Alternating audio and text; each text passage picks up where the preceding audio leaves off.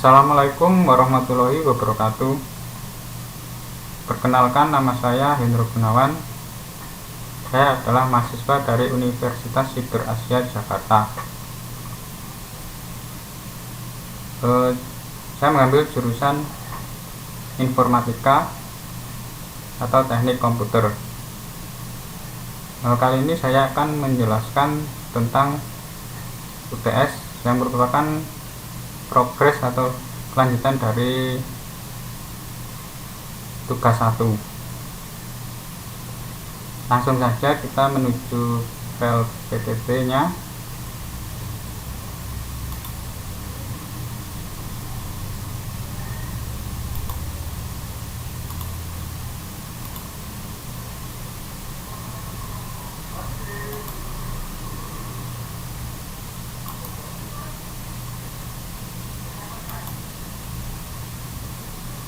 Di sini saya membuat judul yaitu cara membuat database baru di PGAdmin 4 versi PostgreSQL 15. Database yang akan kita buat memiliki desain sebagai berikut. Tabel 1 yaitu database gudang.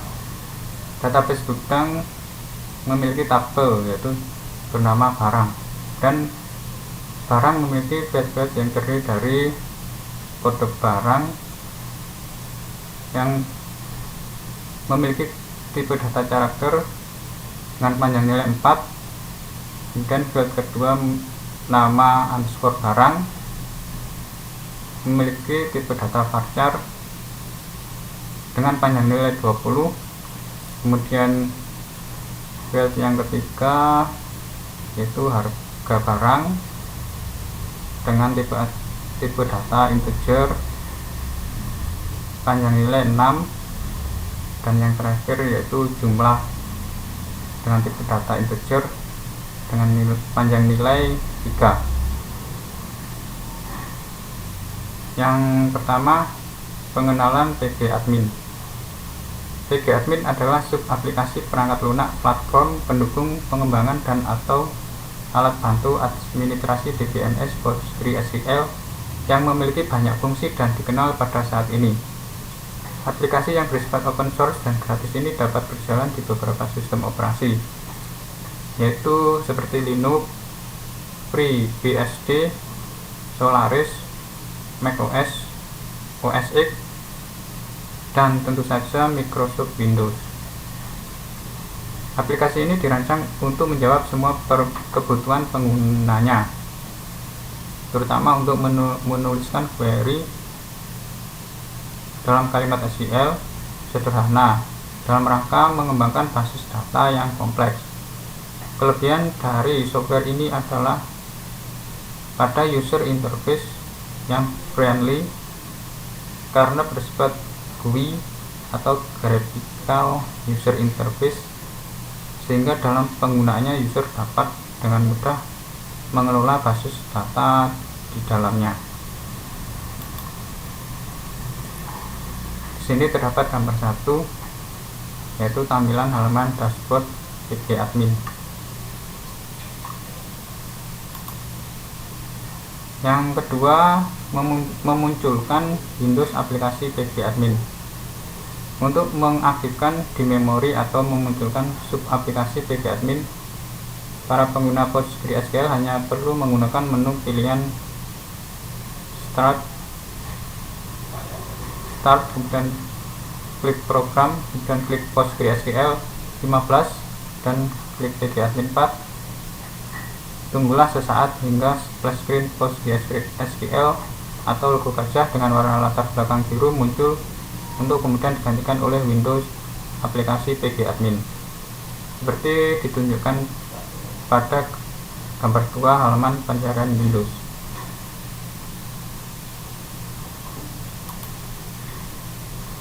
Dan yang ketiga yaitu koneksi ke server basis data default PostgreSQL. Di sini untuk mengoneksikan ke server kita harus mengetikkan password terlebih dahulu, seperti terlihat pada gambar 3 berikut. Koneksi ke server data default PostgreSQL. Kemudian yang keempat, membuat basis data dan tabel menggunakan aplikasi pgadmin. Untuk membuat database dengan nama gudang menggunakan aplikasi PostgreSQL diperlukan langkah-langkah sebagai berikut. Yang pertama, ketikkan keyword create database yang diikuti dengan karakter spasi, kemudian nama basis datanya, misalkan nama basis datanya gudang, karakter titik koma atau semikolon, dan kemudian tekan enter. Kemudian langkah kedua yaitu untuk membuat basis data baru, pengguna perlu memakai perintah sebagai berikut: create database dan dalam kurung nama basis data, dan ketikkan titik koma atau tanda semikolon. Kemudian yang ketiga, ketikkan pada papan query itu dengan perintah sebagai berikut: create database gudang with owner sama dengan Postgres dan encoding sama dengan UTF 8, connection limit sama dengan min 1, is template sama dengan false. Di sini sebagai catatan, kita boleh mengetikkan perintah tanpa with, sehingga cukup menggunakan perintah create database dan saja. Kemudian langkah keempat, setelah itu kita blok sehingga papan query berubah menjadi warna biru. Kemudian kita klik tombol execute atau refresh atau tombol F5 seperti pada gambar 4 berikut.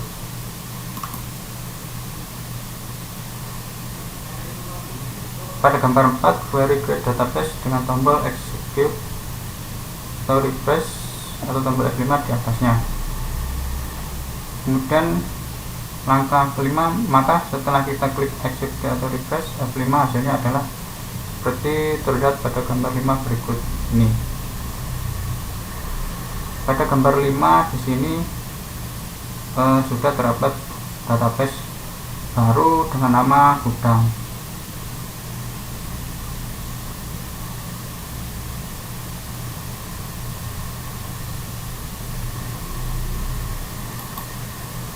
Dan yang kelima, membuat tabel dengan nama barang. Untuk membuat sebuah tabel, para pengguna atau user hanya perlu menggunakan kata kunci create table seperti berikut: create table, kemudian nama tabel, dalam kurung nama atribut 1, tipe atribut 1, dan nama atribut 2, tipe atribut 2, dan nama atribut n sampai tipe atribut n, dan diakhiri dengan tutup kurung, kemudian titik koma atau tanda semikolon. Yang kedua, berikut adalah cara penulisan tabel bernama barang. Di sini kita langsung saja menuliskan create table barang dan diikuti dengan nama tabelnya. Nama tabelnya adalah barang, dan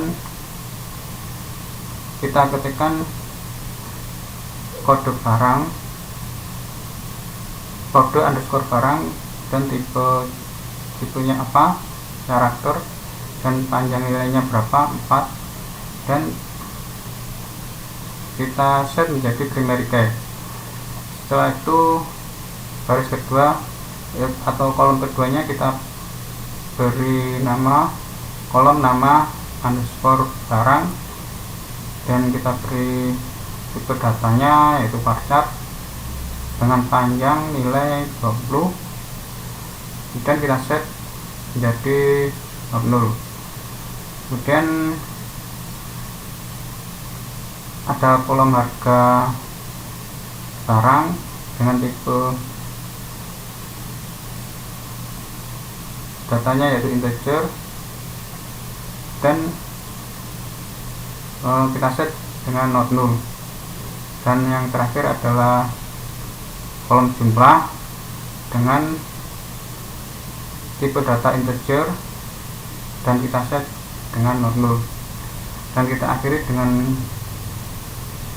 tutup kurung di akhir kode disertai dengan tanda semikolon atau titik koma. Kemudian nomor 3 sama seperti pada pembuatan database dengan nama bidang sebelumnya. Langkah selanjutnya yaitu kita plug pada papan query sehingga warnanya berubah menjadi biru. Kemudian klik pada tombol execute atau refresh atau tombol F5 seperti pada gambar 6 berikut ini.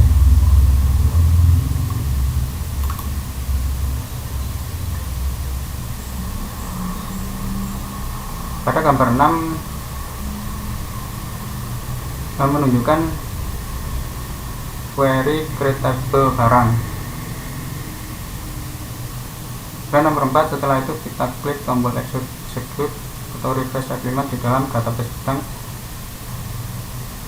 Sudah terdapat satu tabel yang bernama barang yang terdiri dari kolom kode barang, kolom nama barang, kolom harga barang, dan kolom jumlah seperti terlihat pada gambar 7. Sebagai catatan, seperti halnya nilai-nilai default, ketentuan yang digunakan oleh perancang bahwa suatu atribut dapat bisa sedemikian rupa sehingga data value-nya tidak kosong atau not null, bukanlah sebuah constraint di dalam terminologi DBMS logic SQL. Informasinya tidak termasuk di dalam tab constraints milik properties tabel yang bersangkutan pada aplikasi query atau SQL Shield atau PSQL. Tapi karena pembahasan dan fungsinya sering sekali erat kaitannya dengan aplikasi constraint, maka pendefinisian nilai-nilai not null bagi sebuah atribut milik suatu tabel pun menjadi penting dalam konteks constraint itu sendiri. Query di atas merupakan implementasi dari pembuatan baris kode yang berfungsi untuk mendefinisikan sebuah tabel dengan beberapa atribut yang diset not null, di mana kode barang merupakan primary key dengan tipe data karakter memiliki panjang nilai 4, sedangkan nama barang memiliki tipe data varchar dengan panjang nilai 20 dan diset not null atau tidak kosong. Dan harga barang dan jumlah menggunakan tipe data integer yang diset not null. Seperti yang ditunjukkan pada gambar berikut ini. Di sini terlihat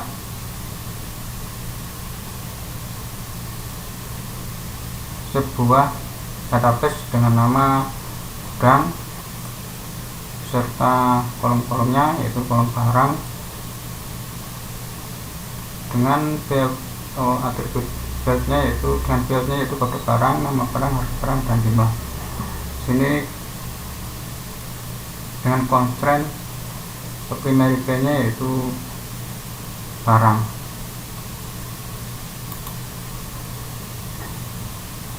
Kemudian yang keenam, mengisi data tabel. Setelah struktur tabel-tabelnya terdefinisi dengan baik, maka para pengguna dapat mengisi data value bagi records yang bersangkutan dengan menggunakan kata-kata kunci seperti berikut: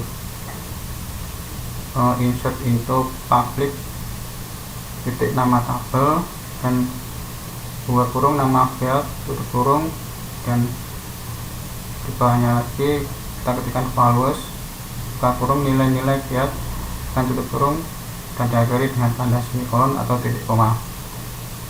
Sebagai catatan, di sini kita boleh mengetikkan perintah public. Di sini kita boleh mengetikkan perintah tanpa menggunakan kata-kata public, sehingga cukup menggunakan perintah insert into titik nama tabel dan dalam kurung nama-nama field dan values-nya dalam kurung nilai-nilai get. Dan yang kedua, berikut ini adalah cara penulisan dalam mengisikan tabel di mana file tersebut akan diisi dengan data-data valus seperti ditunjukkan pada perintah bawah. Insert into public titik barang, kemudian fieldnya terdiri dari kode barang, nama barang, harga barang, dan jumlah dengan valuenya yaitu pada kolom pertama yaitu B001, kemudian nama barangnya sandal dan harga barangnya 35.000 dengan jumlah 5. Kemudian di kolom nama barang, kemudian di baris kedua terdapat kode barangnya yaitu B002 dengan nama barang bagi kotak-kotak, kemudian harga 100.000 dengan jumlah 20. Kemudian di baris ketiga terdapat B003 dan nama barangnya celana jeans dan harga barangnya 165.000 dengan jumlah 15. Dan di baris keempatnya kode barangnya yaitu B004 dan nama barangnya kaos dan harga barangnya 40.000 dengan jumlah 8. Dan di baris kelima ada kode barang yaitu B005 dengan nama barang topi dan harga barangnya yaitu 25.000 serta jumlahnya yaitu 3. Sini langkah berikutnya yaitu langkah ketiga, yaitu setelah siap kita drag semua tulisan yang ada di dalam halaman query dengan cara tangan sebelah kiri dan kita klik tombol execute atau refresh atau tombol F5.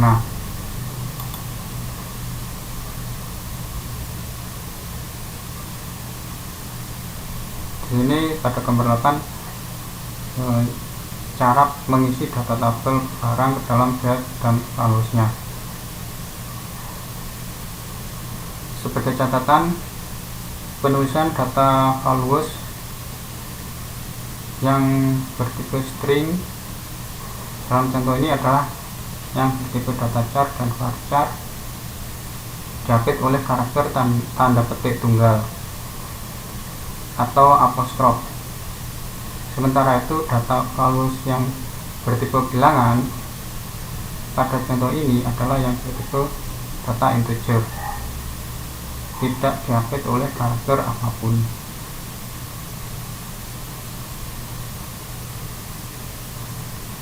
Sini yang menggunakan tipe data string adalah kode barang, nama dan nama barang, sedangkan yang lainnya adalah bertipe data integer.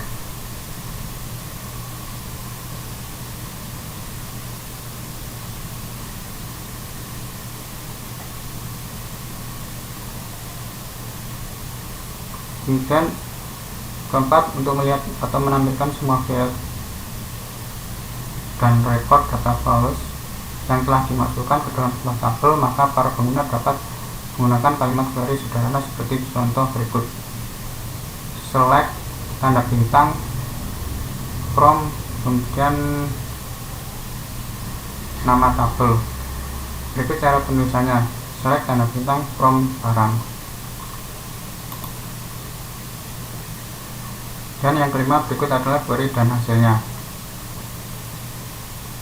Ini gambar 9 bagaimana ditunjukkan bagaimana query select tanda bintang from bar. Gambar 10 menunjukkan isi data tabel barang. Dan gambar 11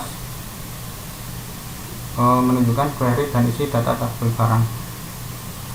Setelah dieksekusi atau refresh dengan menggunakan perintah query select from barang, maka terlihat sebagai tabel baru dengan kolom field yang terdiri dari kode barang, nama barang, harga barang, dan jumlah serta values atau isi data tabelnya. Sini ditunjukkan gambar bahwa yang bagian atas terdapat kolom query dan yang bawah terdapat kolom tabel. Dan yang ketujuh, mengupdate record unsur spasial. Untuk merubah atau set data value atau records milik sebuah tabel berbasis data, para pengguna dapat menggunakan kalimat SQL update beserta syarat atau kondisi atau where record-record yang dituju seperti contoh berikut: update dan nama tabel,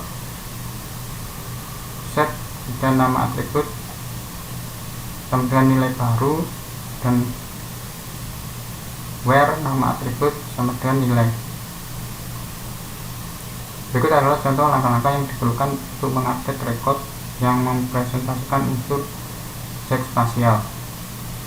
Yang pertama, aktifkan aplikasi pgadmin 4 connect atau login ke server. Kemudian aktifkan klik nama basis data di mana unsur spasialnya akan diupdate. Tentukan Windows aplikasi query. Kedua, di dalam tab SQL editor ketikkan contoh garis-garis kode SQL seperti berikut ini: update barang, set harga barang sampai dengan 99.000, kemudian nama barangnya itu baju kotak-kotak, terus where dimana tempatnya yaitu kode barang sampai dengan B002. Berikut adalah query dan hasilnya seperti ditunjukkan pada gambar 12, itu query update barang. Dan gambar 13, isi data tabel barang setelah diupdate. Sini tadi yang semula harga baju kotak-kotak 100.000 berubah menjadi 99.000. Yuk, setelah dirubah menggunakan perintah update, yang semula nilai harganya barang baju kotak 100.000 sekarang berubah menjadi 99.000.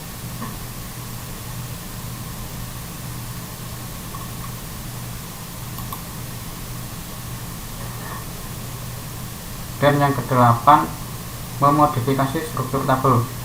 Karena suatu dan lain hal, dia bisa saja seorang administrator basis data merubah atau memodifikasi struktur tipe-tipe data milik tabel-tabel yang sudah terlanjur diimplementasikannya. Wujud atau proses modifikasi ini bisa berupa menghapus, menambah, atau bahkan sekedar merubah tipe-tipe atributnya. Untuk sekedar mengganti nama atribut atau field milik suatu tabel, para pengguna perlu menggunakan kata-kata kunci seperti contoh berikut. Gunakan kata-kata seperti ini: alter table dan nama tabel, rename column, kemudian nama field lama to nama field baru. Berikut adalah perintah yang digunakan untuk merubah nama kolom field atau field jumlah menjadi stock. Alter table barang, rename kolom jumlah to stock. Kemudian berikut adalah query dan hasilnya. Gambar 14, query alter table barang.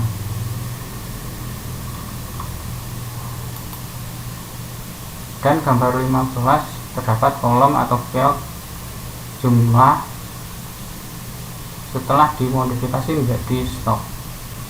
Di sini terlihat bahwa yang semula kolom terakhir paling kanan bernama jumlah,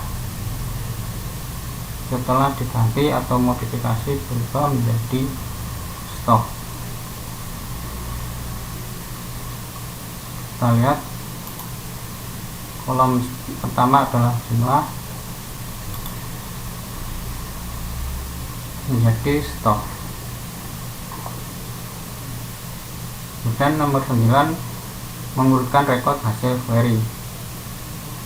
Seperti pada contoh di atas, penulisan rekod hasil query di dalam tabel atau tab data output dilakukan secara default atau menaik, terserah DBMS PostgreSQL. Meskipun demikian, untuk memudahkan pemahaman, setiap pengguna dapat mengurutkannya sesuai dengan kebutuhan atau terurut menaik, atau ascending atau disingkat dengan ASC, atau terurut menurun, atau descending atau disingkat dengan DESC. Adapun pola penulisan adalah sebagai berikut: select kumpulan nama atribut, dan from nama tabel, dan order by nama atribut, ascending atau descending.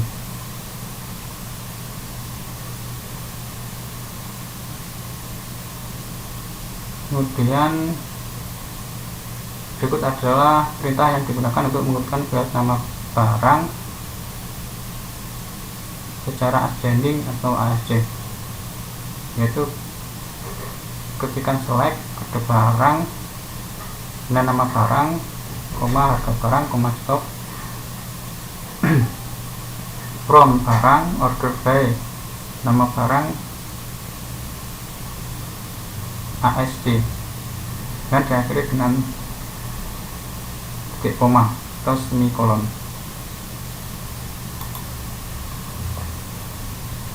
Berikut adalah query dan hasilnya.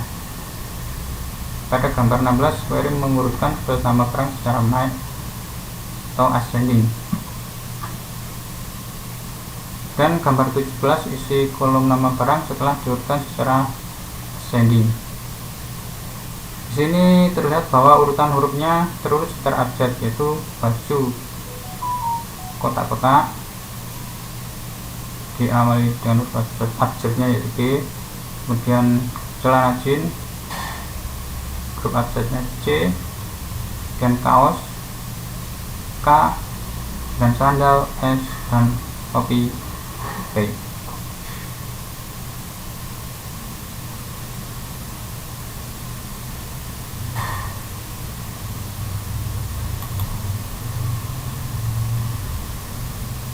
Sekian video tutorial dari saya. Apabila ada kesalahan, saya mohon maaf yang sebesar-besarnya.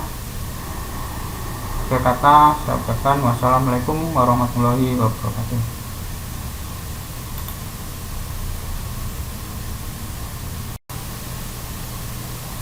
Baik, assalamualaikum warahmatullahi wabarakatuh. Di sini saya akan menjelaskan bagaimana tabel ini dibuat.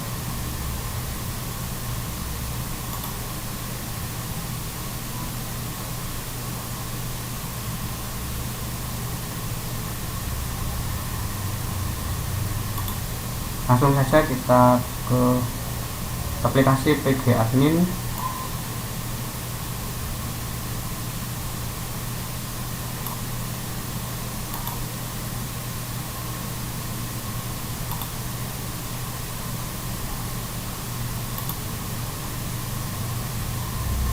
Sini sudah saya siapkan query-nya. Sini kita diperintahkan untuk membuat database dengan nama gudang. Kita langsung saja caranya, yaitu kita drag query berikut ini dan kita klik execute atau refresh pada F5.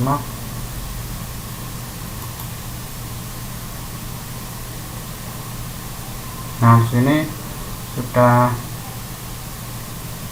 terdeteksi yaitu create database query return successful. Nah, di sini kita refresh dulu di halaman sebelah, klik refresh. Nah, sini sudah terdapat database dengan nama gudang. Kemudian yang kedua yaitu membuat tabel dengan nama barang. Kita langsung saja drag. Nah, ini yaitu dan kita klik execute atau refresh.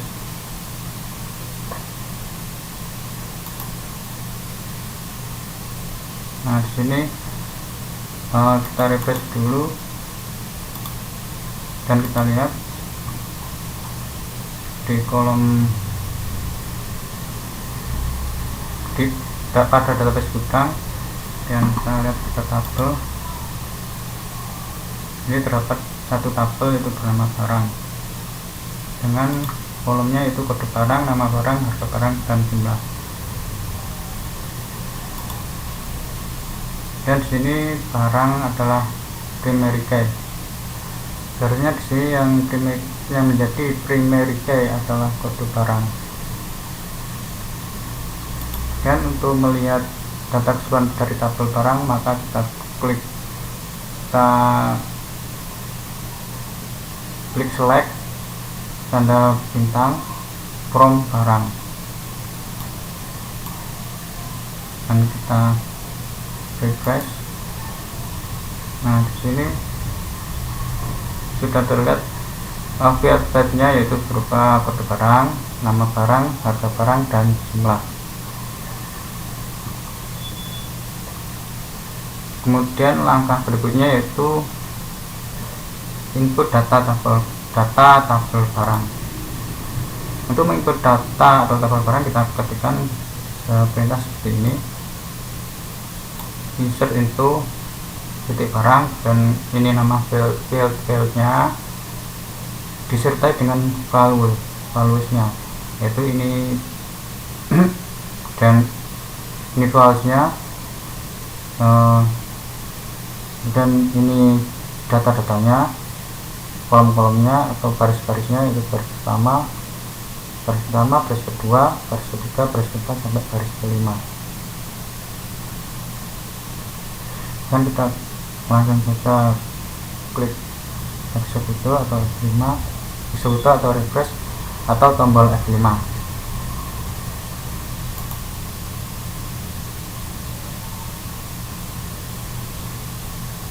Ini ada kesalahan insert into error, syntax error, errornya tanda titik. Ini kita bungkus saja tanda titiknya.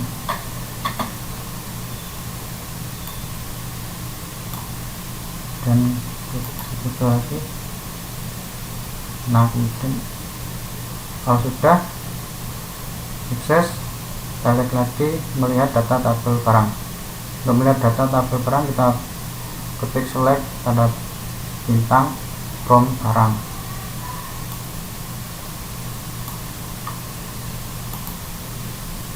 Nah, di sini sudah terdapat tabel barang dengan field-fieldnya.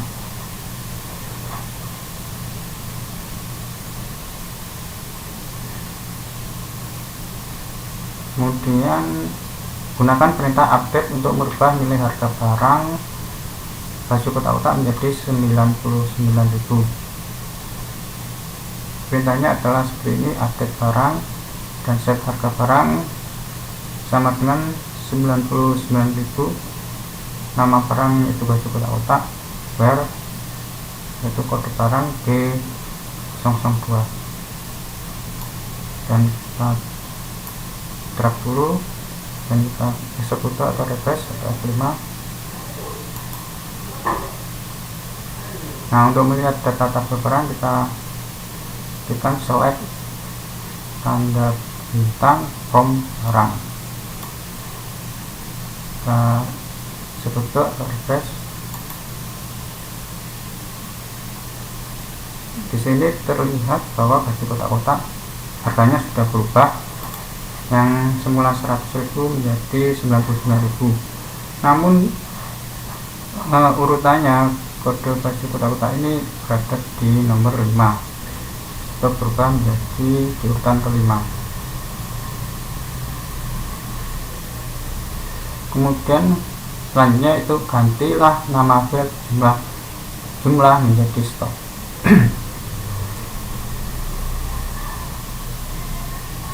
Kita ketikkan entah seperti ini, alter table barang dan random column jumlah to stock. Sini kita execute atau refresh dan kita lihat lagi dengan ketik select tanda bintang from barang.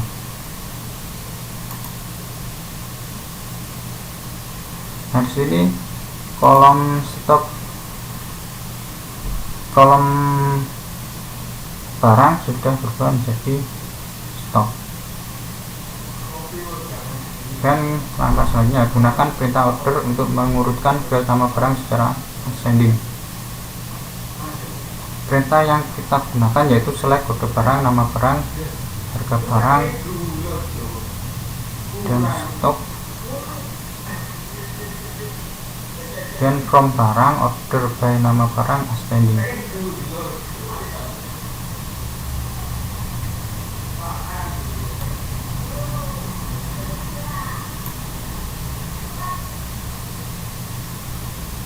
Dan kita sebut atau refresh.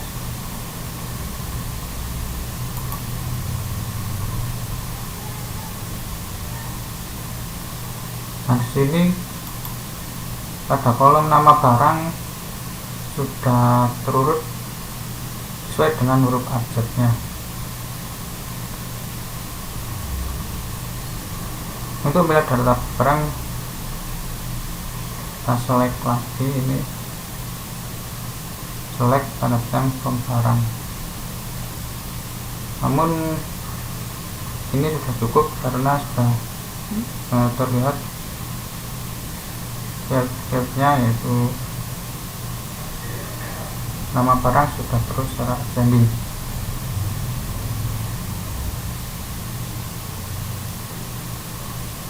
Coba kita select lagi.